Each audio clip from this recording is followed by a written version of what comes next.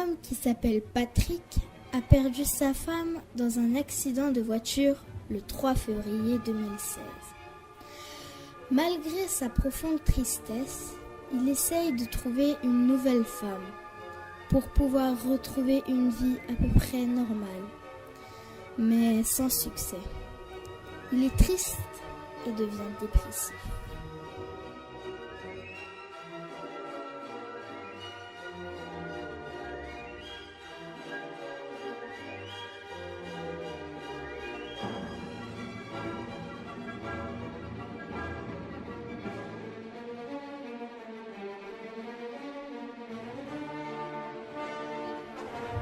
Il ne dort plus, il ne mange plus, il ne sort plus, il ne se lave que très rarement, il ne parle plus à personne, il ne garde plus aucun contact avec sa famille et ses amis.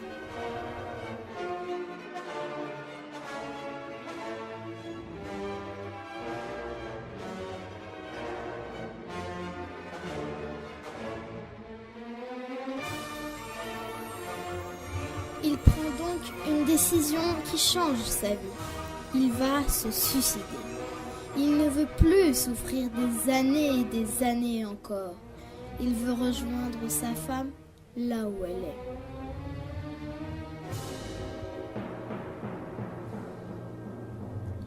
La seule chose qu'il veut à présent, c'est la mort.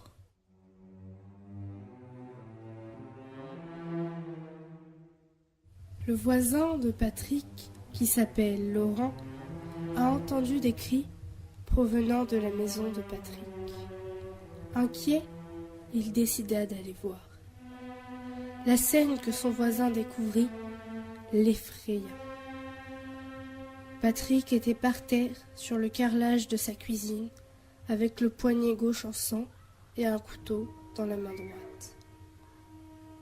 Le voisin chercha le téléphone de Patrick pendant au moins 5 minutes, car il faisait nuit et la maison de la victime était dans le noir total, sauf la cuisine qui était légèrement éclairée par le lampadaire de la rue. Une fois le téléphone trouvé, le voisin appela aussitôt le SAMU.